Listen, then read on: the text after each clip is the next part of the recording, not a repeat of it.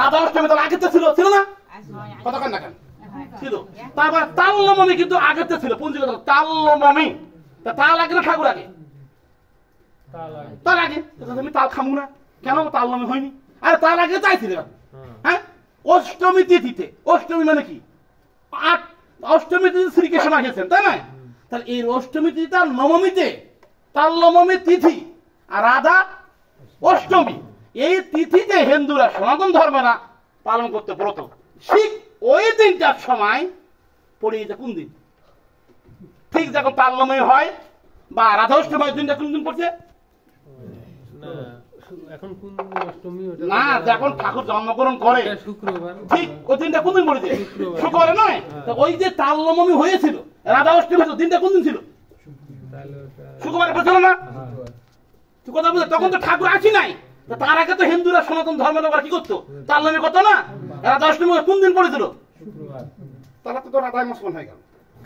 তাহলে তাল্লমীটা মুসলমান হয়ে গেল এবার জন্মাষ্টমী কোন দিন পড়েছে শনিবারে তারা শনি মুছে হয়ে গেল না হযরত নবী সাল্লাল্লাহু আলাইহি ওয়াসাল্লামের ঈদ যখন মাঝে সোমবারে পড়ে কখন বা শুক্রবার পর কখন বৃহস্পতিবার পর বৃহস্পতিবার হিন্দু দিন এটা হিন্দু দিন বৃহস্পতিবার করতে এই তো হারাম হযরত নবী সাল্লাল্লাহু আলাইহি ওয়াসাল্লাম দিন তো জন্মগ্রহণ তো তিনি শুক্রবার করেনি তিনি জন্মগ্রহণ সোমবারে এখন কখন কখন ঈদ পড়ে যায় রবিবারে তো রবিবার তো যীশু খ্রিস্ট আর রবিবার যীশু খ্রিস্ট আছে নাকি রবিবার আগে আছে রবি আগে আছে না যীশু খ্রিস্ট আগে আছে তো রবি আর গুরুবার নয় এটা তো এখনো অনেক হিন্দুরা শোনা রবিবার করে মুসলমান খায় না মাছ খায় না রবিবার গুরুবার হ্যাঁ তুই রবিবার পালন করতে খ্রিস্টানের দিন হ্যাঁ তুই শুক্রবার পালন করতে মুসলমানের দিন এলাকা কতগুলো বুড়া ভাল্লুক আর বুড়া ভাল্লুকিনীর কথা মানে লেখাপড়া জান না বোঝানো তার কাছে শুক্রবার পালন করতে মুসলমান ধর্ম এই এখানে নাই যে এই মানে আসল কথা তাহলে শুক্রবার তাহলে শনিবারে কখনো কখনো পড়েছে তার শনিবারে তো শনির জন্ম তাহলে কৃষ্ণ জন্ম তো জন্মাষ্টমী শনিবারে পড়লো কেন ওরা ঠিক বৃহস্পতিবার ভালো হতো আরে কৃষ্ণ কোন দিন জন্মগ্রহণ করছে সনাতন ধর্মের বাপ ডালিমের বাপ তার বাপ বলতে পারবে কৃষ্ণ কোন দিন জন্মগ্রহণ করেছিল বাপটা বলতে পারবে শাস্ত্রগ্রন্থ তুমি পড়েছিল তাহলে জিনিসটা বুঝতে হবে বার বলতে পারে না কেউ তার তিথি লগ্ন ধরে দুর্গা পূজা আবার আগে আইছে না হ্যাঁ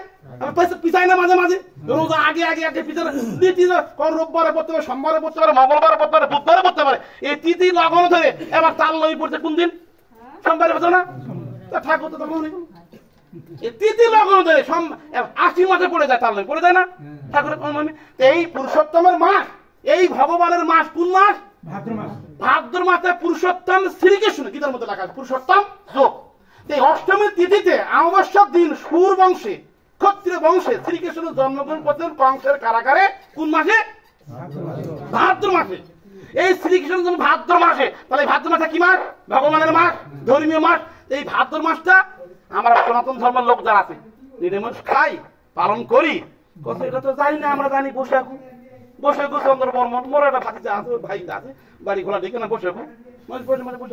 তাই বৈশাখ মাসে পালন করে আসি আর বঙ্গাব্দ বৈশাখ মাসে বঙ্গাব্দ হিজড়ি মুসলমান খ্রিস্টানদের আমাদের হিন্দুদের কি হিন্দুদের বুঝতে হবে যে 570 খ্রিস্টাব্দে আচ্ছা কি পাইছিলেন যীশু খ্রিস্ট হযরত নবী সাল্লাল্লাহু আলাইহি ওয়াসাল্লাম আর 500 বছর আগে গৌরাঙ্গ মহাপ্রভু গব্দ গৌরাঙ্গ মহাপ্রভু তাহলে অনুকূল অব্দ জিনিসটা বুঝতে হবে যে পুরুষোত্তম শ্রীকৃষ্ণ ভাদ্র মাসে পুরুষোত্তম শ্রী ঠাকুর অনুকূলচন্দ্রে তাল্লমী তিথিতে 1295 সাল 30 ভাদ্র নবমী দিবসে ব্রহ্মমুহূর্তে সকাল 7টা 5 মিনিটে শুক্রবার দিনে জন্মগ্রহণ কোন মাসে এটা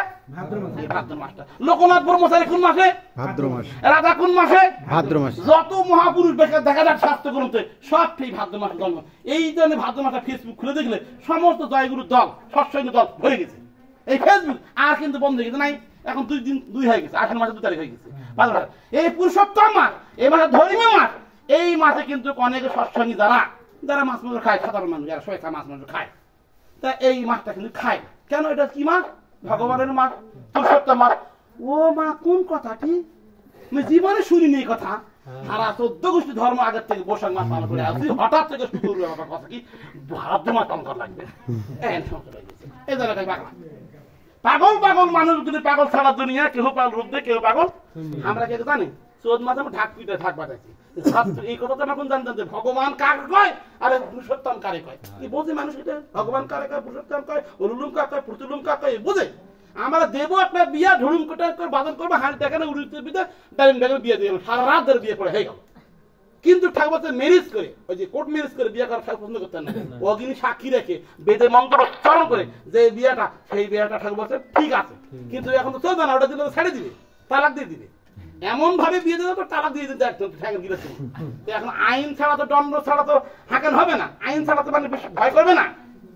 শাস্ত্র ভগবান তো দেখা যায় না, ভগবান তো সরাসরি চারটে হাত নিয়ে ঘুরে নাই। সেই জন্য ভগবান যুগে যুগে আছেন কি রূপ ধারণ করে? মানব, নররূপ ধারণ করে। তাই সংস্কৃতি ভাষায় ভগবানের যতক লীলা সর্বোত্তম নরনীলা নরপ্রভু তাহার শরীর গোপীবেশ বেণুকর নবকৃষ্ণ নটপর নরনীলা হয় অনুরূপ। আমার উত্তম নীলা কি নিলে?